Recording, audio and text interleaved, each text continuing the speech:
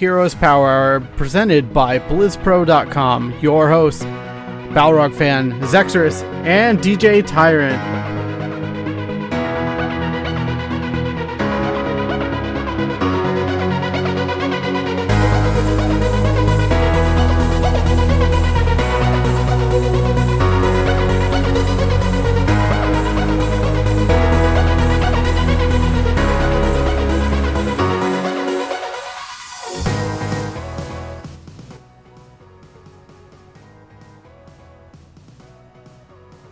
What is up, everyone? Welcome to the Heroes Power episode 95. We're creeping ever so closely to that 100 mark, and we'll have some fun stuff in store for that. But for now, we have a really crazily packed episode. I'm your host, DJ Tyrant. This is a Heroes of the Storm podcast brought to you by BlizzPro.com and partnered with Legion by Lenovo and Intel. We had the Western Clash this week. We have a PTR. We have new hero. We have a ton of changes to get through. Well, let's check in with everyone and see how their week was in gaming. Let's start with the Bearded Wonder, Zexorus. It's been pretty good. I've played a bit more heroes than I have in previous weeks. I played some last night. That didn't go well. I got tilted to the point where I just rage quitting seemed like a viable option. Sorry, Artifice. I've been doing a speedrunning thing, and I somehow got myself sucked back into Final Fantasy XIV, and I don't know how that happened, because I usually hate MMOs. So, well, yeah. There you have it. Tiefling G, how have you been? First, I'm going to claim this is my birthday episode, because I was born in 95, because I'm a baby. Child. And secondly, I got Breath of the Wild on Friday. So there's not been a lot of heroes happening, but that game's really good. Nice. But I did get to try out Lucio some because he dropped to 10k, and I actually kind of enjoyed his playstyle, which is odd because I usually hate sports. And then, I don't know, we played some games before the show. I played KT, did a lot of damage, which was fun. I played Tassadar, we got wrecked. Things happen. That wasn't your fault. That was my fault for saying, hey, let's do the Tracer strat, guys. One day we'll learn that. Balrog fan, how about you? I know you've been streaming a lot lately. Yeah, I've been doing pretty much a lot of Blizzard games, mainly like Hearthstone, did some Warcraft, did some Heroes. I also picked up Lucio and was messing around with him a bit today. I like the way that he plays. I agree with Carl. Except I like support, so it's good when a new support comes in and you like playing him. He's a bit different, so there's some learning curve there.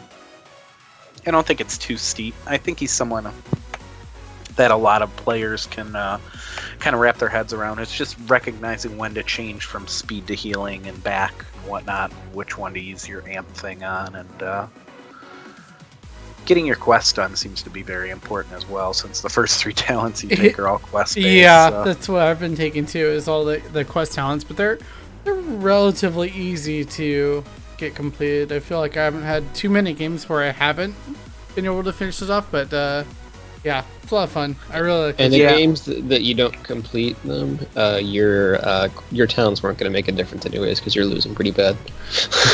Yeah. Well, yeah, and I think you got to be aware of them a little bit too. I mean, you've got to know that you want to keep people in your radius, which is, no duh. You want to make sure you're hitting people with your Q to stack the other one. You want to make sure your speed buff is on when you're getting kills. Things like that. There's little things you have to pay attention to that are important for completing them earlier, which is the name of the game, because obviously he's much better when you complete them all, especially the speed one, though. You really need that one. And if you're not aware of like switching to the green buff, the speed buff, then it can kind of like set you back a bit in your mobility in the mid game when you really need it. So, or if you just don't get kills, which is it makes me wonder how many times that ability will be taken in the pros, because the kill count's lower.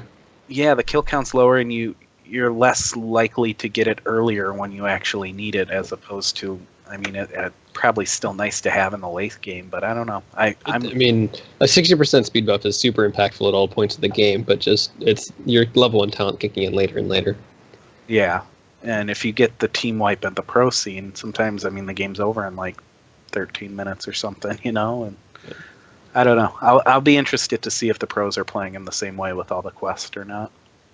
I just really enjoy, like, he's a pretty straightforward hero. Like, he's got some AoEs, he's got a knockback, but it feels like there's actually some depth to him of, like, you know, when you really try and, like, you know, understand when the optimal time to use abilities is, and even keeping track of those quests of, oh, I have to make sure I'm in the right order for kills and stuff, provides just a lot more, like, depth to the character over, like, a Morales, where it's keep your heal beam on somebody and stay really far back.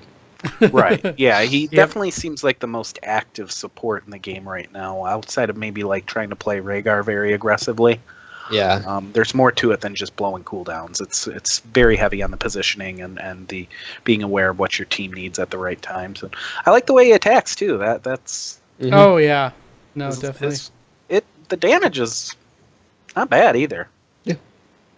for sure. So yeah, I like Lucio. I'm glad I picked him up. He's been fun to play. I can't wait to dive in with him a little more. Yeah, definitely. DJ, how about you, sir? My week's been pretty good actually. I played quite a bit of Heroes, and I completed my Hero League placements today. You know, the last week of the season. Might as well get those out of the way. And I actually ended up 7-3, which I was pretty happy with. I mean, you can't complain too much about having over 50% win rate. And I ended up in Silver 2, so that's not bad. And now I'm going to go against Carl's advice and probably try to grind up to gold this last week where everyone is super toxic or It's terrible not or gonna- whatever. It's not going to happen. Yes, as a disclaimer for everybody watching, I heavily recommend playing in the last week because you have people who are like Jimmy, desperately trying to get to gold or to get to whatever the nearest division is for you, and they're gonna flame you super hard when you mess up. You got people Especially who are Jimmy. yeah, especially Jimmy's terrible. I'm joking. I don't think I've ever seen Jimmy flame, but I have. It's hilarious. you got people who are try like, not to. I'm in gold 5. There's literally no reason for me to try right now. So I'm just going to play like split push Karazim all day for fun. Right. And then you got people who like haven't played since week 1 of the season. They're like, shoot, I've got to get my placements in. I've got to like try and people that are like Jimmy, except for Jimmy's actually doing fairly well right now. So he doesn't really fit. But there's lots of people who are just super rusty and they haven't played the game a lot. And they're coming back in where their MMR was when they left. And they're just making dumb mistakes that aren't representative of the game they're in. Mhm. And it's just... I don't understand that thought process either, because like, why not just like, you're not gonna get to Grandmaster for the special mount, so why are you trying to grind it out real quick at the end when at any point you could have done 10 team league games and automatically gotten your mount? Yeah. You only have to get to Platinum to get the same amount as Team League. There But- we go. See, I can almost get Right. Yeah, easy, Jimmy. You got a week to get from Silver 2 to there. Plat. Oh my gosh. But speaking of toxic games, the last game I played was on Towers of Doom, and the teammates I played with were pretty toxic, and I was like, oh, this game's gonna be like terrible. We're gonna lose. It's not gonna get me a victory here. And like the Diablo at one point actually like refused to go to an objective on Towers of Doom, and that's a map where you really want to contest those objectives. But anyways, it came down to us actually winning with 1 hit point on our core. It was a pretty intense game, and secured my 100% win rate with Malfurion. I'm never going to play him again in Hero League now. Liar. No, it's totally a lie. Shoot, 'cause he I was told on him- my like most wins with screen for a while. Just because like I only play like 2 supports, Mhm. and Malfurion's one of them, but I play a whole bunch of different assassins. So even though I've won like 10 assassin games or whatever, I've won 2 each on Jaina and Vala and Gul'dan, but I won like 4 games as Malfurion. Yeah, exactly. But who cares about that? Let's have a bunch of silver players critique the pro scene. So Western Clash was this weekend. As predicted, top 3. was EU. Any surprises that it was spoilers? So spoilers if you haven't watched it and you don't want to know the results. I'm about to spoil it for you. Dignitas did actually beat Fnatic in the grand finals to take home the victory in probably one of the best series of heroes that we've seen. I feel pretty confident in saying that. It's a really good series. Yeah, Misfits ended up in 3rd and Team 8 in 4th, correct? Yep. I think, yeah. So there's your top 4. And the minor regions didn't really, unfortunately, have an impact. The Australian team took a game off. Yeah. The Australian team did take a game off Misfits and take a game off of... What was it they played in the losers? Was it Teammate? Teammate? Okay. Yeah. So yeah, that's pretty respectable. Right yeah. Yeah. So all our wait, predictions not were wrong. really, because NA is trash. Well, I love how all the payouts are listed in US dollars and they all went to European teams. Yep. It's true. Dai has a point in chat. I forgot they didn't, for time reasons. The grand finals was just a best of 5. They didn't have a map advantage for Fnatic for coming through the winners bracket. They didn't have a double best of 5 for Dig winning it. Dig came through the losers bracket and lost to Fnatic 3-0, and then they beat Fnatic. Or I don't know if they lost to Fnatic, but they lost to somebody 3-0. I think it was Fnatic, right? They lost 3-0 to get sent to the losers bracket. Misfits. They lost to Misfits 3-0. Misfits, okay. And then they beat Fnatic 3-2 in the grand finals, but that was the first series Fnatic lost. Yeah, I mean, it kind of sucks in that regard, but I mean, you can't argue that Dig didn't have the harder road. No, I mean, Dig did played really well, and they made a lot of improvements to the tournament on, and I think the coaching from Dunk Train made a big impact, and I really hope more teams develop coaching staff. Mm-hmm. But he does have a point in the fact that effectively Fnatic and Dig both lost one series, and none of them were double eliminated. Yeah. Yeah, no. Blizzard, can we get some bracket resets, maybe? We used to do that, and then the tournaments went to like 4 in the morning. Remember that one series with C9 Tempo? Mm-hmm. Where like C9 came in from the losers bracket, went down 2-0 in grand finals, then pulled it back, won the game, and then won the next 3, and 3-0'd the rematch of grand finals. It was absurd. Yeah, I do remember that. I want to talk a little bit about these drafts though, because Dig really came out, I feel like, with some aggressive and creative drafts. The games that they went up 2-0 in the series, and they built that around Kael'thas, Ragnaros, and Stitches. In Toronto, right? Yeah, well, Toronto was in the game 1. Game 2 was Malfurion instead, but still kind of around that similar style. What do you guys think of this? This isn't really something we see super often in the pro scene lately, but they tried it again in game number 3. They didn't get Rag, and I think that's what kind of got them to stop playing that kind of composition. Well, if you remember back in beta, like Stitches Tehran was definitely a thing. Like it was an instant blow up comp. Like Stitches would hook in, Tehran would arrow right in front of her, right in front of him, Hunter's Mark, and whoever was there would just melt. You know, so this was definitely a pocket strat that came back, and it was really nice to watch it in action because I love that strat. I love me some Stitches. He was the guy who I learned heroes on. Mm-hmm. It's a high execution team comp because Stitches is the worst tank in the game if he doesn't hit a hook. Correct. And I'm glad he is. You know, there was a point where Stitches was the best tank in the game, and he didn't even have to hit a hook to be so, and then he had a hook as well. Yeah. Stun Slam was Stun Slam. OD. Yeah. Oh my gosh, it was absurd. But like, you know, the comp kind of falls out of favor because people like start, you know, realizing if you just hard engage onto the Stitches to Ronda comp, they do nothing. You know, if you can dodge the first hook, hard engage, you win the fight. But you pull it out 3 months later, and if you do hit the hooks, the team is disgusting, right? Because nobody wins a 4v5 after you've used a Stitches hook and a Tyrande stun and a Raggle, and that's about it.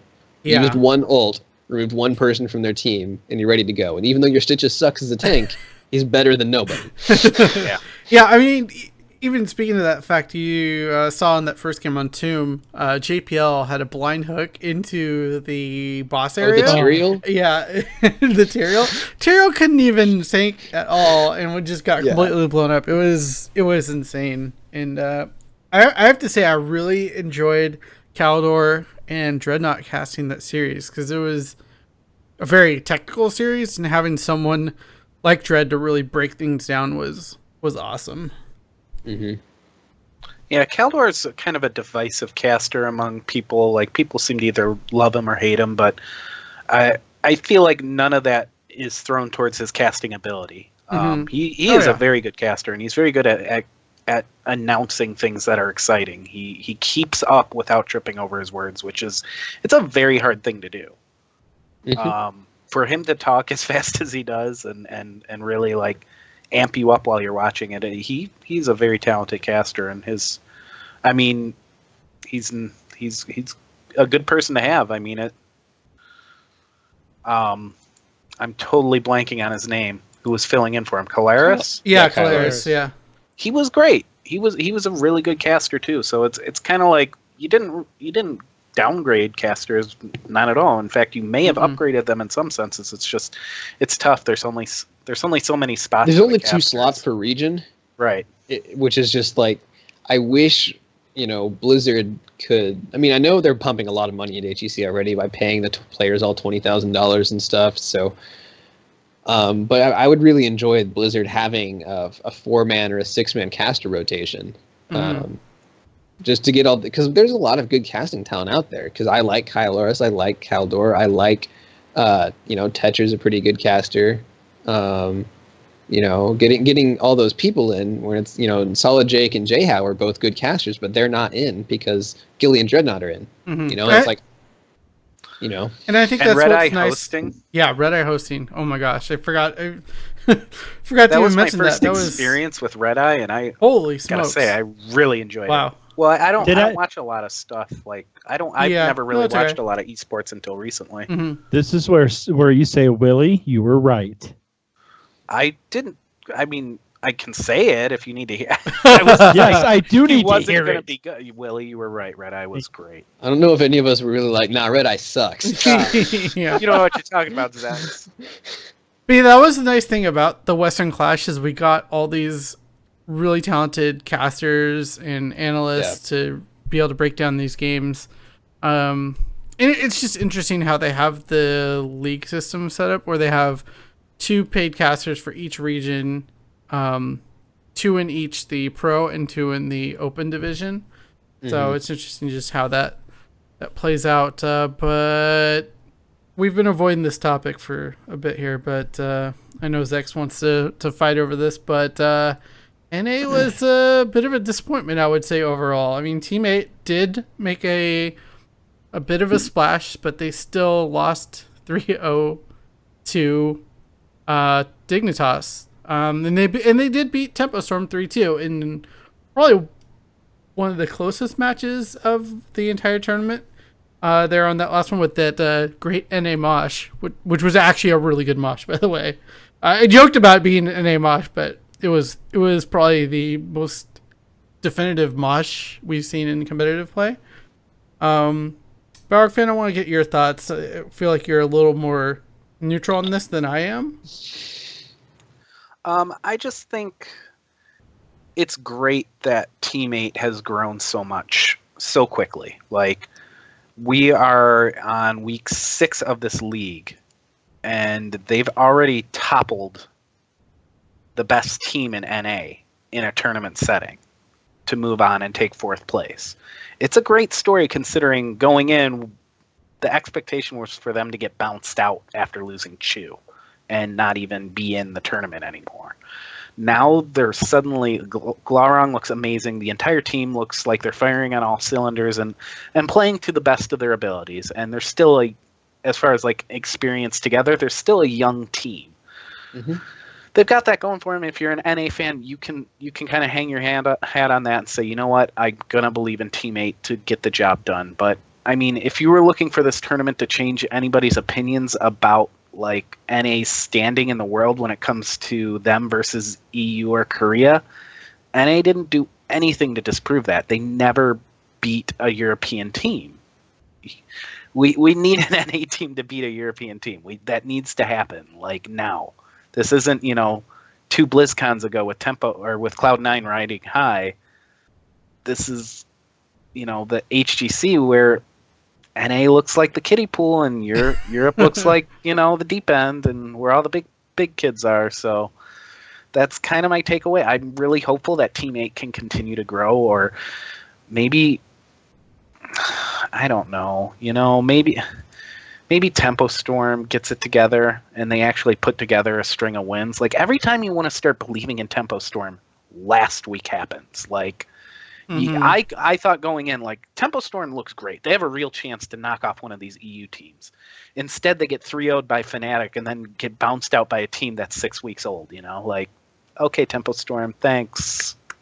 So, yeah, I want to root for the NA guys. I really do, but like I feel like I'm repeating myself, but I hope this is a wake up call for NA, but I really don't think it will be. I mean, how many times do you gotta have the front desk call you? I mean, this was supposed to be like their 7th wake up call. They missed the conference. All right, they're not getting the job. Yeah. All right. Well, all right. I feel like I've talked enough about this. We'll get to you, please, Flame, in just a second. But Zex, I know you think a little bit differently about this than we do. I think you're all wrong. I think you're. I agree with a lot of what Charlie says, but you and Flame are going to be wrong. Like, I already know what Carl says because he already said everything he said in our Facebook chat. But you guys are wrong. This team is 6 weeks old. Okay, this team was not supposed to be here. This team was not. These guys are the Cubs 2 seasons ago. Team 8. They weren't supposed to be where they're at, and they showed. They took a game off of Dignitas, which, again, no small feat since NA is trash. They beat the best team in NA, who everyone, Tempo Storm was the great American hope. They were supposed to be the ones to take down an EU team. All of us thought it was possible. I still think it's possible. But, like, Team 8 is an incredibly young team, 6 weeks old. They have to be taking this so much more seriously than if Chu would have been on the team. No disagreements there. What's that? No disagreements there. They are going to continue to show growth as long as they stay together and they don't do some kind of stupid roster switch. They are meshing incredibly well together. They are showing us something new from them every week.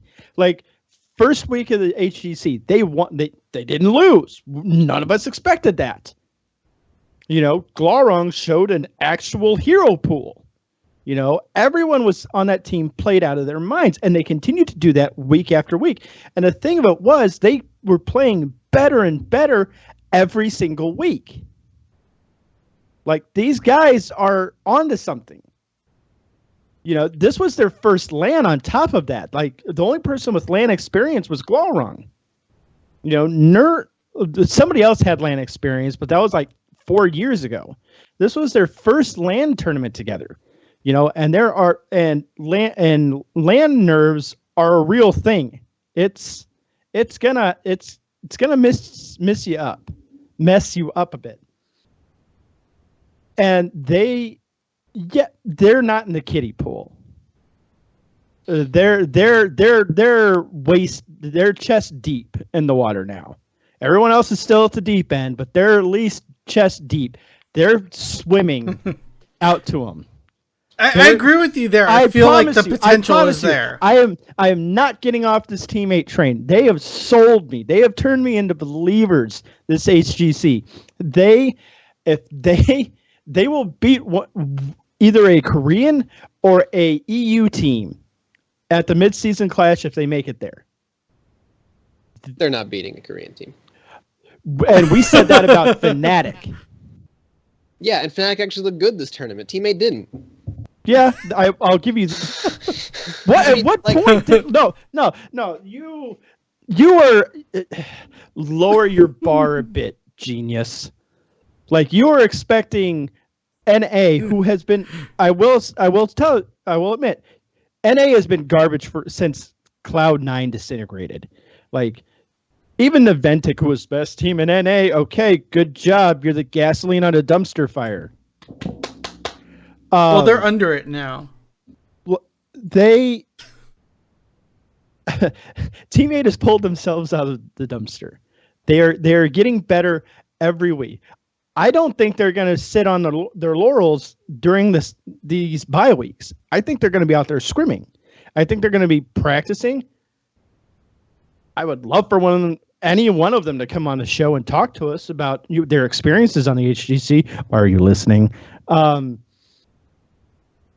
But to call them garbage is like doing them a disservice. Look, I'm not saying they're garbage, right? They're top quality teams. They're going to beat, like, you throw 5 diamond players together, you'll beat them. Like, they're good players. But, like, they took 1 game off of a European team. And they weren't supposed to take any. No, like, look, if you're trying to say that NA is a competitive region, you're supposed to beat EU teams, right? 1 game can be a fluke, right?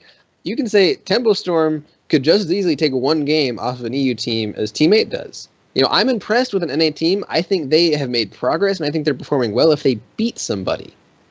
Like, Teammate, yes, has made a lot of progress. Teammate looks a lot better than we expected them to, and they've shown some growth, but how far can they grow? How much growth did they have? It's like I think Misfits was kind of another team like Teammate where they slapped together some people who've been in the scenes together a couple months ago, and they're performing really well.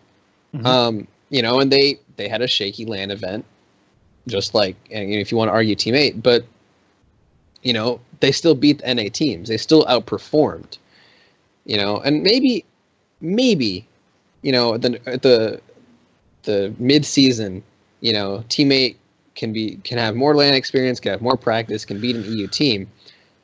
But I didn't see anything this tournament that made me think that's a team that's going to, like, actually go deep in an international competition. It says that's a team that may be in the infant stages, but, like, they didn't show anything. This is the problem too. We go into following after these clashes that are over. Dig, Misfits, and Fnatic go back to fighting with each other every week, and Teammate goes back to Tempo Storm and No Tomorrow and Naventic and. Yeah. I mean, to be fair, EU has beat Genius, so that's true. But the places 1 through 3 go back to competing against each other on a weekly basis. Yes, and EU show that their top 3 are stronger than NA's top 3 right now, and they continue to grow each other. I recognize that Gale Force is a very likable team, but they showed me nothing. Yeah, no, they got like just absolutely trounced by Fnatic and Dig. It was not like even close. Yeah, I love GFE. They're a fun team to watch. The support and forward flex thing has got to stop. Like even like I saw a post on Reddit and Equinox had commented on, and he even said that he shouldered a lot of the blame for their poor performance because of his tank play, and Equinox is not a tank player. He's got to stick to the assassins he knows. Mm-hmm. He's got to stick to his Thrall. He's got to stick to his Kerrigan. Yeah, I mean, speaking of that Kerrigan... Corrin was just playing... His tank play is just a lot better than what Equinox is. Crowan, yeah. Whatever. The 2 times I was critical of Equinox were when he was on Diablo and Artanis. What were you going to say about his Kerrigan, DJ? Just on the series against Infamous on Infernal Shrines, that was like... incredible. His Kerrigan play, because he just timed those cues just perfectly, and they were refreshing themselves over and over and over on the shrines. It was just a fun thing to see. Equinox made his name on I Kerrigan. know he did. Yeah. Like he broke into the scene off his Kerrigan play. Like I love and we had I think we had talked about it last week, having, specializing versus generalization. Mm-hmm. Or maybe that just might have been Facebook chat, but like the 4 flex, like that's the argument against just specializing in 5 to 7 heroes and just being able to play those. Like you see that in Gale Force. Like they can't. Oddly enough, they can't adapt well enough to other teams who do have dedicated role players. So yeah. Before we go too deep into this, because we will have time to talk a little bit more about this as the weeks go on, there's a pretty large break between now and the start of the second half of HGC, but my closing thought is I agree with Zex in the sense that Teammate is a up and coming team, and I think they have the potential to make a splash in the international scene. But what have you done for me lately? You haven't shown me a series win against a non-NA team. But we'll leave with that and continue on to the PTR. Did get dropped. We got a little preview over HGC of our next hero, Probius. We had been teased earlier in the week about what the hero was going to be, and we all theorized different Protoss heroes from lore, or even I can't remember his name right now, but one of the infested Terran guy. oh my Stukov. Stukov, there you go. But it ended up being Probius, who in the lore is actually the probe seen in the Legacy of the Void cinematic that lays down that pylon that helps save Ire. Anyways, Probius. Wait, that's a real. Wait, hold on. That's a real thing. Yes. Yes. I didn't even know that, and I read StarCraft books for crying out loud. Well, they This is kind pretty of recent did lore. the same thing they did with Lunara, where like they wanted to make a Dryad character, and they made a character that was like, oh, the first Dryad, this is Lunara, and they kind of developed his backstory for her, but it was for HOTS. I don't think that the probe that did that in the cinematic was named before this, and they were like, but we want a probe character. What if it was that guy? Mm-hmm. So, really quick thoughts on Probius. I know, Zex, you put together a video on it on our YouTube channel, youtube.com/BlizzPro, but what are your initial thoughts on this hero? He does a lot of damage. Okay, so my hope was, cannon rushes, let's go. Yeah, it's never going to happen. Like, you can get, like, 1 cannon out at a time. Mm-hmm. There are some talents you can talent into that will reduce the cooldown, but you can't really direct the cannons, so it's kind of pointless. It's a good, like, the cannons are good to throw behind your wall and help with extra shots. Otherwise, you're using your Warp Rift, and then you can detonate your Warp Rift. It doesn't do anything, like it does a slow, but if you fire your Q into the center of a Warp Rift, it detonates, and it does a lot of damage. Yeah, it really does. It does a ridiculous amount of damage, and I was having a lot of fun with that because I came into Probius thinking, okay, well, cannon rushes, blah blah blah. And then it was like, no, just nuke everything. And all of his spells do take up a lot of mana. Yeah, and that's the thing, is his mana does not fill up normally. It just, you have to be within the power of the pylon to refill your mana. And it gets refilled very quickly. Yeah. The other thing is he doesn't have a mount, but his Z is kind of similar to Hammers, where you move really quickly. Thrusters, Yep. But his Z, it's passive. He moves 10% quicker. Mm-hmm. Yep.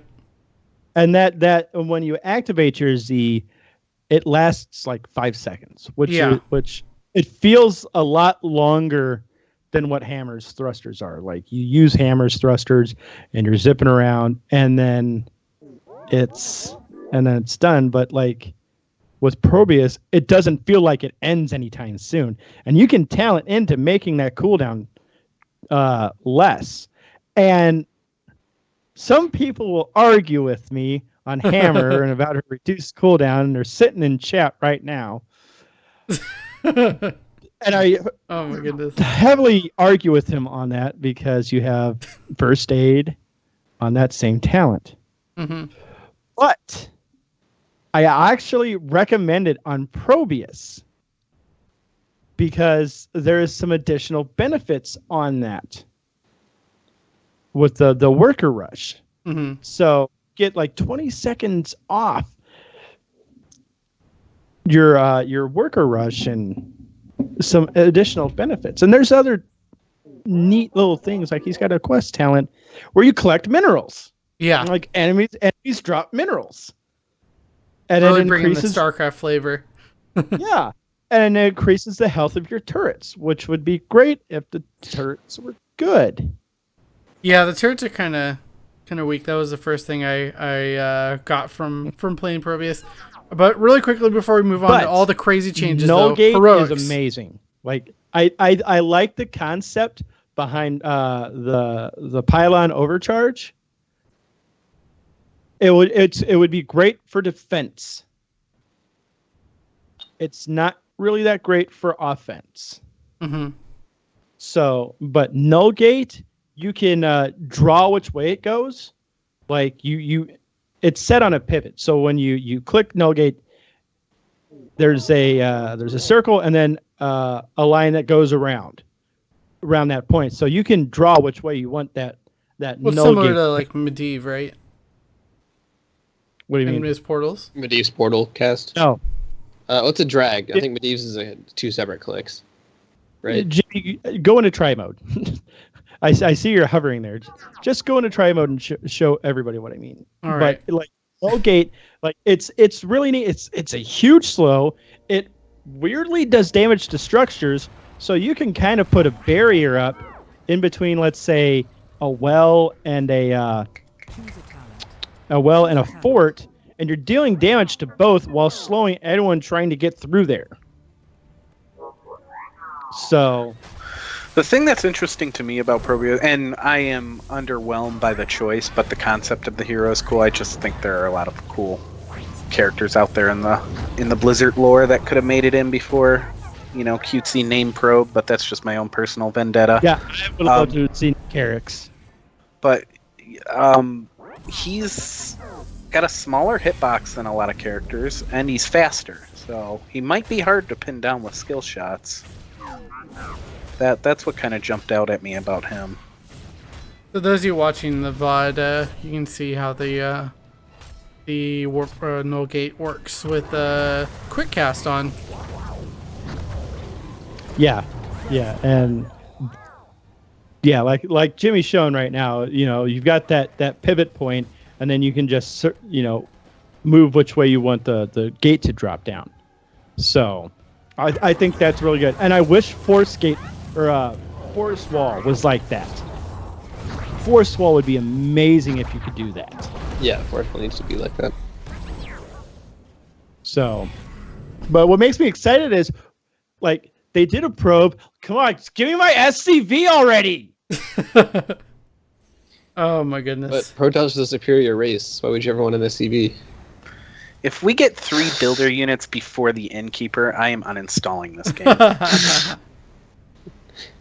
Oh my goodness. But, honestly, they really just need like Probius skins to either make it an SCV or a Zergling drone or whatever. Probius does have a Terran skin that you can buy. Does it look like an SC or like a? No. Yeah, but so it looks Terran. Yeah, I mean, it looks Well, it Terran, wouldn't but, make like, it wouldn't make any sense for an SCV to be dropping pylons and Protoss. yeah, but like they're builder Turrets. units. How unique are you gonna get 3 builder units to be? They all I do don't know. separate This is things. Willie's The crazy rabbit Hold on. hole. I want nothing to do with it. Give me the Innkeeper. The SCVs would be doing things completely differently. Like the SCV would be like building bunkers and stuff for your heroes to jump into. SCVs would be centered around a range-heavy lineup.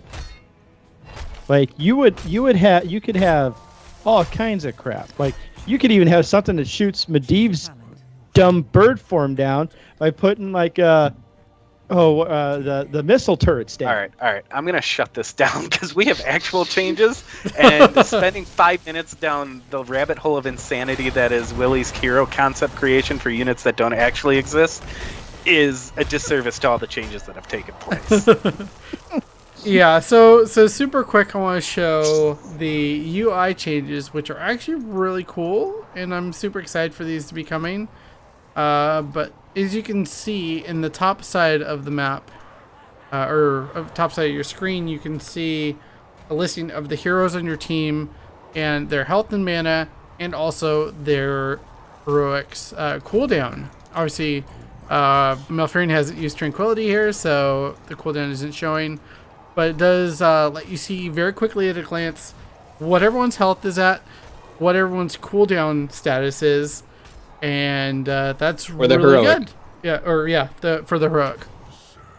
And also nicely on the new talent and stats screen, it's a little more cleaned up, and you can see actually what everyone's quest talent progression is. So lots of really cool stuff, but I think They're already like a ring that built up around it. Yeah, quests? this one actually shows the number though now, okay. so get a more, I guess, definitive answer on that. But anyways, there's a lot more changes, so the UI changes are nice. They broke my overlay, unfortunately, but we'll deal with that later for my personal stream. But what do you guys think of these changes? Everyone, this is the Warrior Pass patch, I feel like. And I don't even know where we want to go. I mean, just Cho'Gall, I guess, is the first one. And Well, I want to hit Okay. one thing, just like the general, like they're basically trying to offer some specialized warriors. They shifted Johanna and Arthas into anti-basic attack warriors by giving them physical armor and attack speed slows and Johanna's inherent blind and stuff like that. They pushed Anubarak and Tyrael into anti-mage warriors, as they're super dive heavy, and they gave them spell armor and ability damage reduction and stuff. So I like this as it kind of creates more interesting drafts, because before the reason for like, oh, you shouldn't have two spellcasters was like, you just shouldn't, I guess. But now it's like, if you draft two spellcasters, they're going to go like a Nubrag Tyrael and you just do no damage. Or if they early pick a Johanna, you're like, okay, you know, let's adjust our draft here, and it creates some kind of counter picks and strategies and stuff. Well, there was a Reddit thread about like hard counters. I don't think these are hard counters, or the fact like if you have a Kael'thas and they pick Nubrek, you just auto lose. I don't think they're that strong. No. But I do like the specialization to say, just because if every tank is the same, whoever has the best numbers is going to be the best meta pick, right? Yeah. Like, okay, ETC has the highest health pool and a bunch of stuns, so always pick ETC. It's like, oh, his health pool got nerfed and Nubrek has a higher health pool, and Nubrek's the best tank. But now you're like, what works best for this composition? And that's just a really good step to go in. Yeah, I agree. Yeah, no, totally agree with that. I just don't understand why Nubrak always gets the spell armor. He's undead. Aren't they kind of weak to magic anyways? I don't know what lore-wise that He should just that take lines up 100% bonus damage from Uther. There you go. There, And there. Oriel. That's it. Wait, where are the Uther changes coming? That's just whatever. Let's not get down that rabbit hole. Probably TM. next patch. Yeah, soon. Let's Okay. Quit trying to bait me. All right. So Cho'Gall. Cho'Gall is receiving significant changes. A couple things got baselined: the I and the Z ability, the speed Shove. boost, or shove. Yeah. Shove got Speed boost was already baseline. Yeah. They incorporated the shove with into it. it. Yep. And they're also bringing back the quest that came out when Cho'Gall first came out. So if you can Oh yeah. earn the hero if you play with a friend who has Cho'Gall. Spread the virus. Spread the virus once again. Gosh, these are a lot of changes though. But the big one was the trait as well. I feel like because both the Cho and Gall get a different trait, and you can overwrite the other trait if you activate yours. And Gall's brings his damage up 25%, and then Ogre Hide is the one for Cho, and that does. I just had 25 armor. 25 armor. There you go. It's a lot to scroll between Cho and Gall on these patch changes, but yeah, significant changes. What do we think overall of these? Because we're not going line item down this list because we'd be here for the next 4 hours.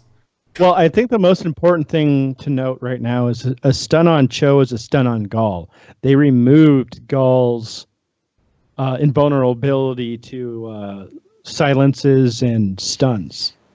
So I think that's actually fairly major. Yep. These talents just also look insane. And Carl brought up a good point earlier that it feels like they reduced all of Gall's damage by 25%. And then when you activate Gall's trait, you're doing normal damage to. Well, technically, you reduce it by 20%, so that a 25% buff makes it normal. But yes. Okay, I'm not a an resident electrical math expert. Hey, whatever, nerd. But yeah, basically, if you don't have if you have the trait active, you do the same amount of damage you do currently, which feels odd. I feel like they should make it so that he does a little bit less damage without the trait, but he does more with it active, and then so that Gall or that Cho is a little less tanky without the trait and a little more tanky with it. But right now, it's like if you give Gall the trait, they're the same hero. If you give Cho the trait, they're tankier with less damage. So it just feels kind of like a weird way to shift it. I'm not against it though. I think that's actually pretty clever, to be honest. So, but some of these new talents for these guys look just absolutely insane. Like the one that stuck out to me the most was Double Trouble. Let me pull that up real quick. Really Hitting enemy heroes sorry, go Jimmy. Yeah, go ahead. No, go ahead. I was just going to read off the thing.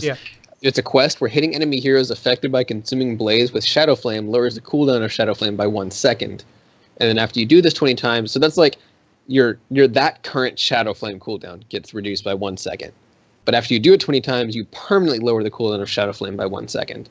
And I believe the effect still happens, so if you hit a hero, it gets reduced by 1 second on top of the permanent 1 second reduction. And that's pretty big because at 13 you can take that talent where Shadow Flame also does 2% of the hero's maximum health. So yeah, so really that starts steamrolling that damage. Yeah, that's a shadow. Like once that talent's complete, if you hit a hero, that's a Shadow Flame every second. And look, I think, I mean, just my personal thoughts on both Cho and Gall, because like I said, going through all this list right now, it almost feels like the Cho and Gall have to be on a team chat together, and they have to be like almost in their own channel separate from the other team because they're going to be talking to each other so much. Like you have to really actively communicate which trait you want to, like, okay, I'm using hide, okay, I'm using rage, okay, I'm using hide, you know, like I'm going to activate the dash to pull us out of here. You have the movement speed for 2 seconds. Make sure you use, you know, like there's going to be a lot of communication needed to make Cho'Gall function, and I think we'll see some cool like highlight plays and some cool random moments, but again, I think he's just going to kind of sit at the bottom as a hero who you see once in a while and you go, oh, they got Cho'Gall. Yeah, speaking of that, I remember when we were playing Cho'Gall, when I was Gall, I had to have my Cho saying bomb so I would know when it was coming out, just to communicate that. So you got that on top of hide and rage and you know, the movement speed, and also there are more synergistic talents too within that work with one another, you know, like Gall has one where his cooldowns are reduced when Cho activates hide. So that would take another level of communicate. Like it feels like you can really get a lot out of him now, but it's going to take an insane amount of work and dedication between two players thinking as one, and it's and he's still going to suffer from Cho'Gall problems, which is don't pick Cho'Gall on big maps. Yeah, you're down a body in killer, fights. Giant killer. Yeah. Yeah. The other talent that kind of... Oh, sorry. Go ahead. I was just going to say, the talent we were talking about, you have to proc your Shadow Flame off of a Cho ability. The what's it called? Consuming Blaze is Cho's ability, or Gall's ability, or the tank's ability, and the mage has to hit ability when that's active. Mm-hmm. So that's another layer. Another layer. To be fair, though, Consuming Blaze does last 5 seconds, so you got a good window. It's on a lot, so it's not like the most, but you have to be paying attention. Oh yeah, for sure. The other talent I really wanted to talk about is on Cho at level 4. It's called Uppercut, and it buffs his surging dash, so that if it hits an enemy hero, it also does 7% of their max health and damage. That's absurd. That seems pretty absurd to me. But it is a skill shot, so I mean, it's not going to hit every time, obviously. But I think on 4, there's actually quite a few really solid talents there competing there. But if you can hit that Q, it's going to be scary. What? Yeah. Who? Where? Cho's level 4 talent, 4? Uppercut. That's if you charge. I'm looking on the wrong. I'm an idiot. You're looking at Gall, yeah. Yeah, it's okay. No. I'm looking on the wrong server. Oh. Like, I'm on. You're on live server. Looking for it. Okay. Yeah. Yeah. No, they added the talent. Oh, so that is on the same tier as Rollback, where Rune Bomb returns. So. Yeah. Interesting. It's like usually you get one offensive uppercut a fight, and then after that it's like repositioning, trying to exit the fight or stuff. If you're rolling it, then you get to cast it again. And this talent gets super value, but you're already rolling the fight. Mm-hmm. There's one talent I'm kind of wondering about, and that's Cho's level 20. I don't know if it's worth picking or not, where Cho'Gall's death timer is reduced by 50%. So... I feel like those are always trap picks. I don't know, like... That's it's level 20, though. At level 20, the game's probably over.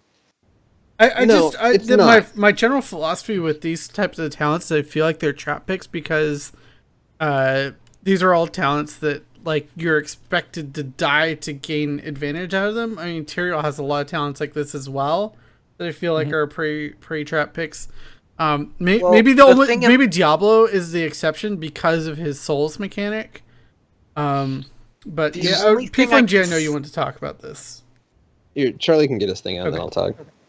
The only thing I can say to kind of say like it might not just be a trap pick is that like losing 2 heroes is so devastating and if they're both on a 60-second cooldown, just it's rough. When you're talking 30 seconds, it's not as bad. It's more of like they might be able to actually kill Gall here. Where, I mean, how much is a root going to help me on my R? Yeah. Or every takedown increases my armor by 2. I'm not as thrilled about that because it's. I'm not thrilled about that because it comes so late. How much value are we really going to get out of that? But Hour of Twilight, 50% reduction on your death, that could actually end up saving you if the rest of your team retreats and you have only 20 seconds of death time and you're back there. Cho'Gall does not have strong escape tools. He basically relies on the fact that he has a huge health pool and does a lot of damage, and people naturally kind of avoid him and have to play around his range. But his charge is interruptible, and that's his one escape pool. And so late game, it's not that hard to pick a Cho'Gall off. And picking 2 heroes off at the same time is huge. And if your team plays smart, and they get a Cho'Gall pick and your team backs off and they get that objective or whatever, they grab the boss and your team safely defends, and you're up 30 seconds later, like, it's okay. Like, that was scary, that sucked, but you can recover from that. But if you lose Cho'Gall for 60 seconds late game, that's like 2 keeps lost, almost guaranteed. You know, and this talent's useless if they get a team wipe, right? It's kind of like the Diablo conundrum. Where like, all right, I use my souls. Time to wander around for 45 seconds while my teammates revive because I can't do anything alone. Right. I better go collect some souls because I'm kind of weak. Yeah, like in a team-wide situation, this is a pointless ability. But if you're dying early in the fights, and like your team can pull back and stuff, like it can gain value. And I think the biggest, like Charlie said, is just the other ones aren't the most. I mean, they're strong. I think the heroic upgrades are pretty decent, but like, you know, there's nothing you pick at 20 for Cho that's like, this is game breaking. I have to select it. So you kind of have room for this risk averse talent. It's not a win more talent. It's a lose less talent, but sometimes you need to lose less. Like, it's a good point. Yeah. Final thoughts before we kind of move on. I was just going to say pairing Cho'Gall with Malfurion seems to be pretty common. So you have that root. You have that root already, so adding a root to your R seems kind of silly. You've already pulled them in. Malfurion can do the root. Why not take Hour of the Twilight? But time will tell. Yeah, most definitely. We'll talk a little bit about some of these hero changes as well, though. Gazlo getting a pretty significant rework. Unfortunately, Artifice isn't here to tell us that Robo-Goblin is still terrible. Balrog fan, what do you think overall of these changes? Are we going to see this help his pick rate be increased at all, or no?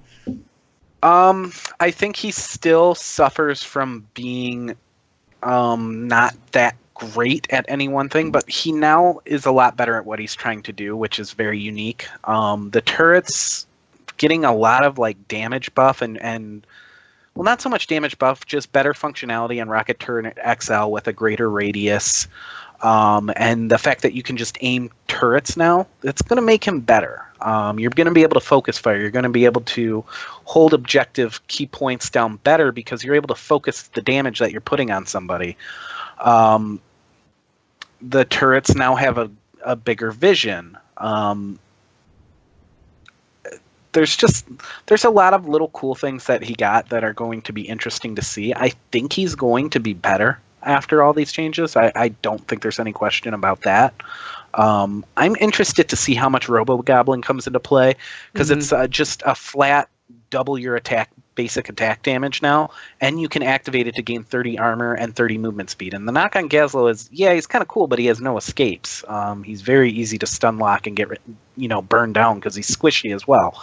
Well, this is just 30 flat armor, so it's a pretty big deal. And then if you want to really go Insano at level 20, you can take Mecha Lord, which increases his basic damage another 100% and grants him 25 armor just base without the activation. So I think I mean I might just be pie in the sky crazy dreaming here, but I think he might fit on a Bloodlust comp with that. And then I think his talent's being moved around a bit so he can have turret storage, have Rocket XL, and still be able to take things like extra large bombs or whatnot. Like he's. It feels like his talents are going to flow a little better. So I think Gazlo, Gazlo has a very small but dedicated fan base of people who like to play him, and I think they're going to be very happy with the changes overall.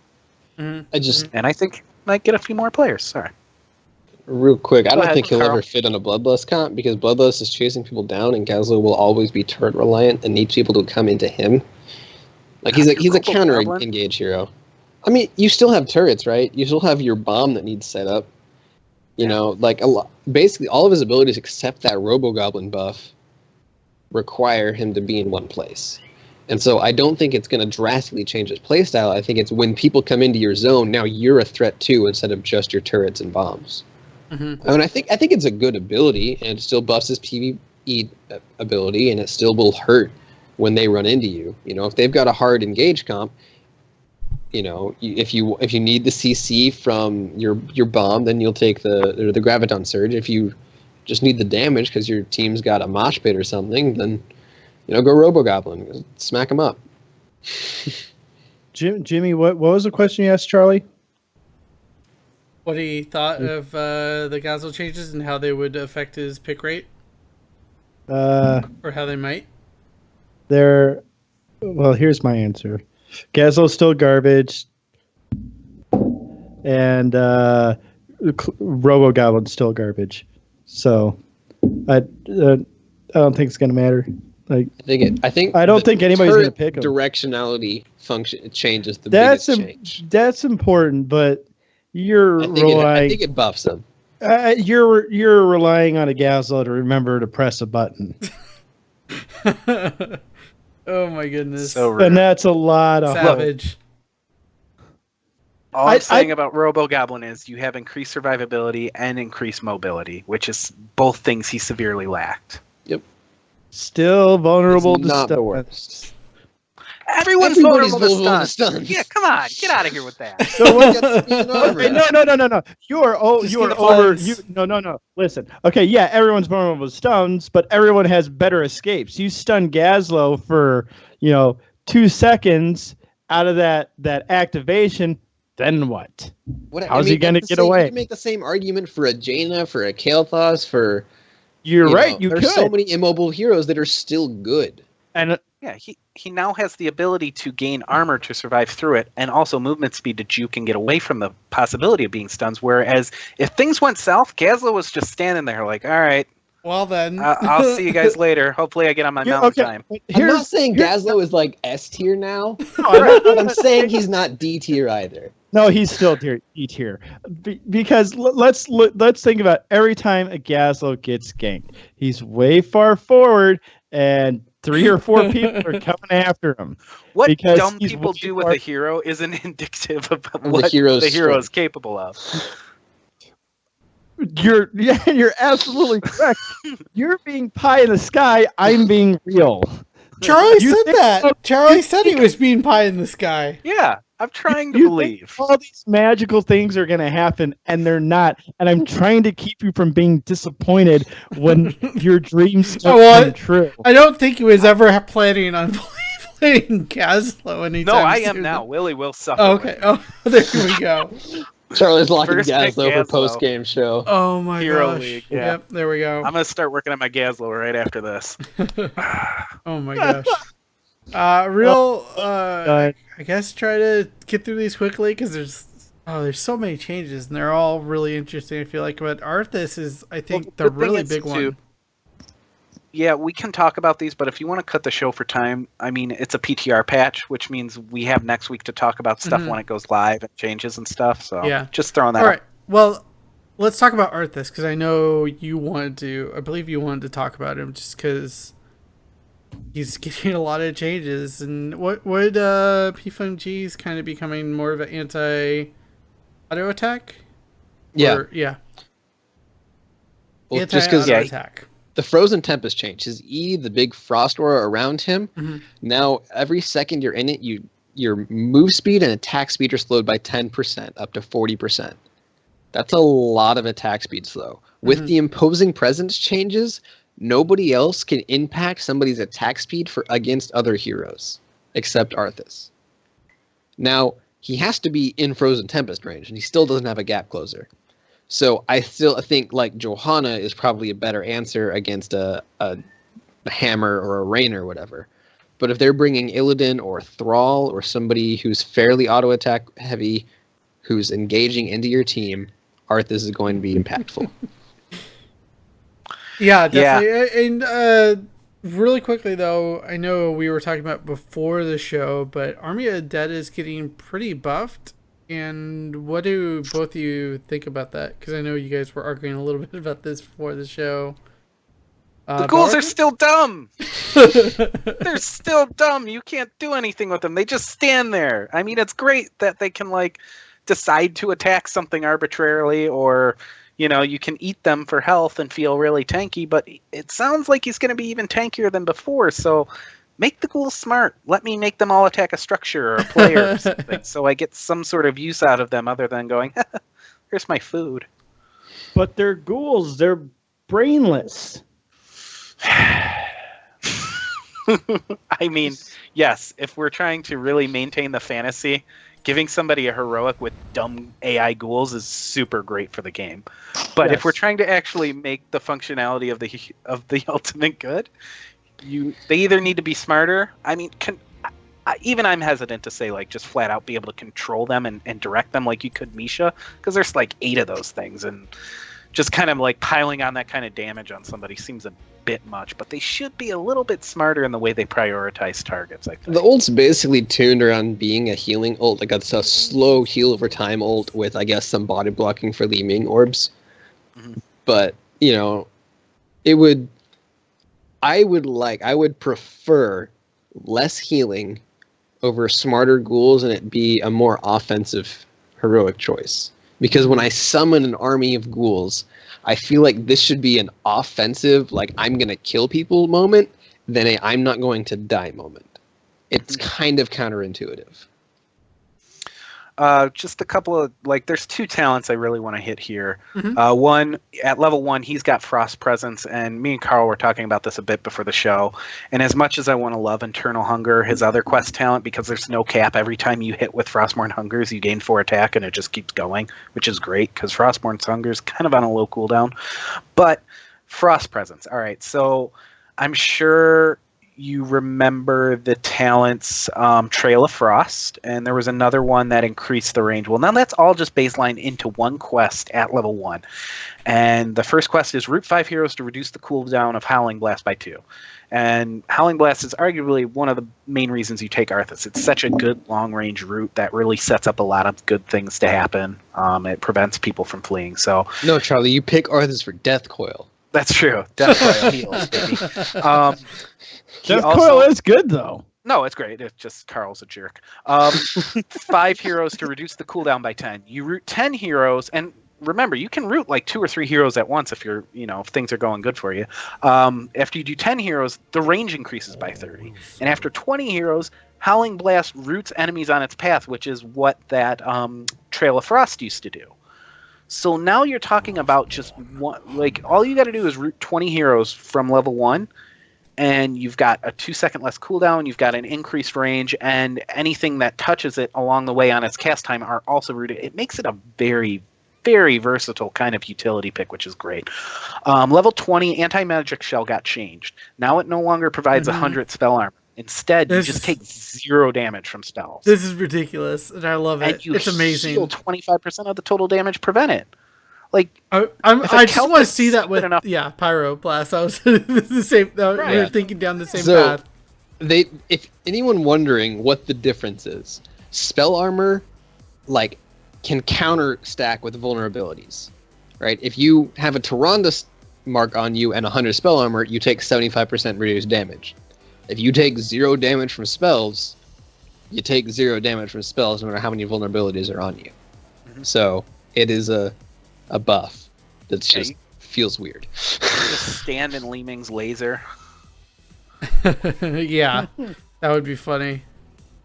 Man. It just opens up some interesting plays for him where you've got kind of like an even better hardened shield. Really quickly before we start closing out the show, though, I want to talk briefly about, I think it's very interesting that both Johanna and Tyrael got amplified healing removed from them. What do you think that's, I guess, trying to accomplish, and how does it hurt or help them? So basically, amplified healing was in the game to make healing tanks more effective. Because tanks are supposed to get more value from heals on a fundamental level by them being tanks. But they're instead of having amplified healing, they're baselining this armor, which accomplishes the same thing. So now that they have, with resistances, you heal them for 100 health. Now it takes 125 or 120 damage to deal 100 health instead of before where you just healed them for 120 health. So it's a baseline change. Now that they have the armor, the talent's no longer needed, and since it was actually probably taken on Tyrael because his 4 talents sucked. But there are a lot of tanks with that ability that just didn't pick it with it, so it's just kind of irrelevant now. they accomplished that goal better. Yeah, there isn't anybody left with amplified healing, is there? Stitches, maybe? Chen? Does Uther still have it? Does Chen Chen have it? doesn't have it. No, he doesn't. Okay. I don't know if he's Uther got, still has it. He's Stop got baiting that, me into an Uther conversation.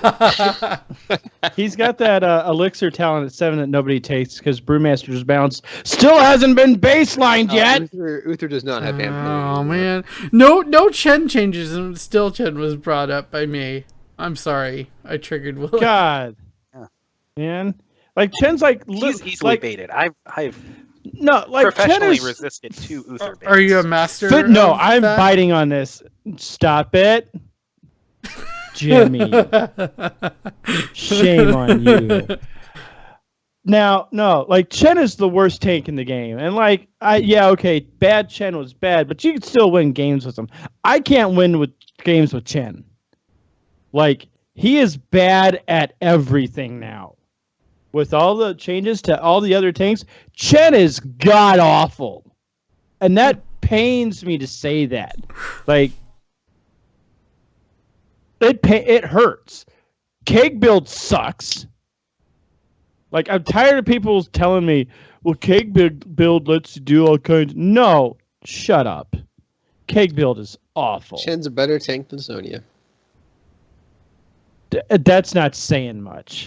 That's like saying a kindergartner would lose to a first grader in a fist fight. It's like saying Naventic would lose to Be Genius.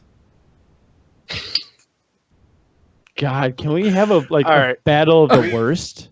No one wants to watch I'll pay to make a show no, match. I want to watch that. BlizzPro.com.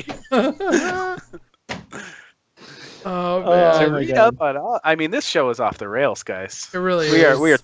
are 15 minutes past our usual stop time, and we are discussing Chen versus Sonya. And Neither of Genius whom versus were Naventic. included in these patch notes. Exactly. And that's the problem. Oh, They man. know Chen's bad. They know Sonya's bad. They tried to fix Sonya. Obviously, it didn't work. Sonya's not that bad. She's just not a good tank. Sonya's Sonya's good terrible. again. Come on. No, she's really not that bad. You just can't solo tank with her. Then why'd you say she was worse than Because than she's Chen? worse as a tank. As a tank. I don't know about that. I heartily disagree with you. My favorite character, we all know that.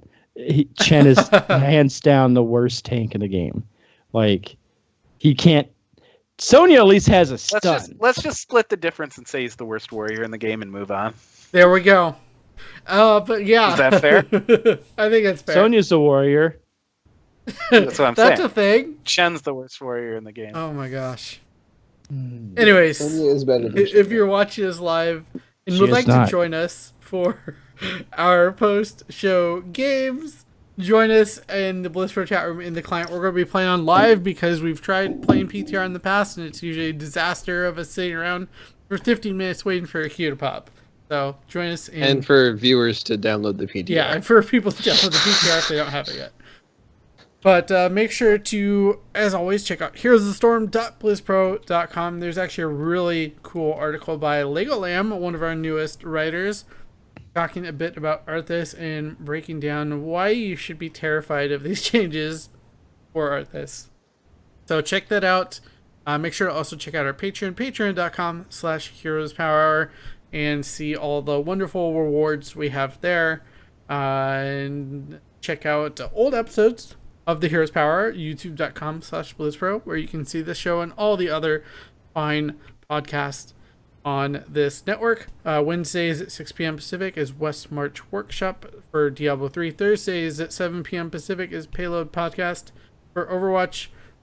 Someday, I don't know what, because they keep changing it, but Well Met is on at some point.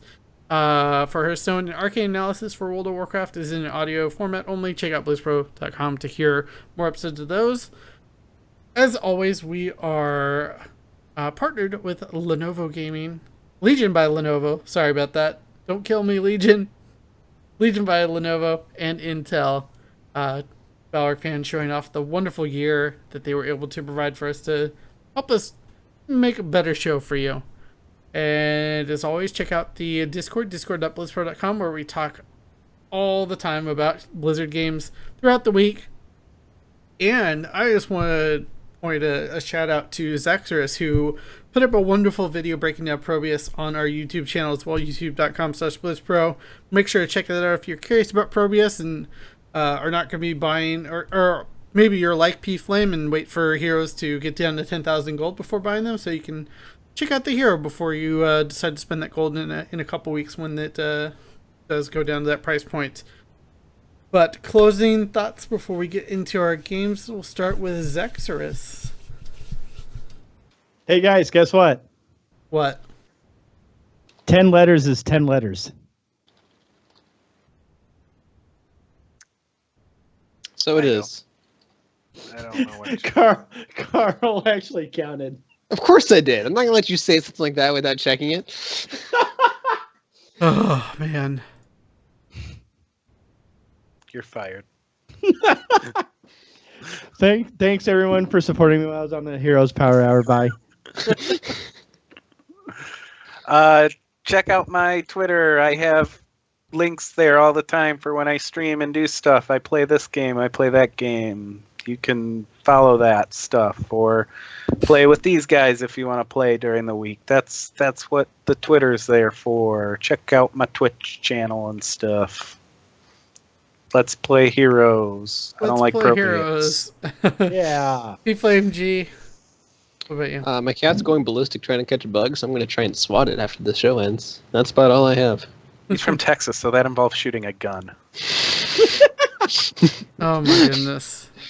Yes. Gotta shoot down the bug with my pistol. You do. Anyways, as always. Is it a 6-shooter? McCree, is it high noon? Oh God, stop it. It's always high noon. Somewhere in the world. Yep. As always, follow me at DJ Tyrant on Twitter and Twitch. And we will see you next week for another wonderful episode of the Heroes Power. Stay tight, and we'll see you real soon.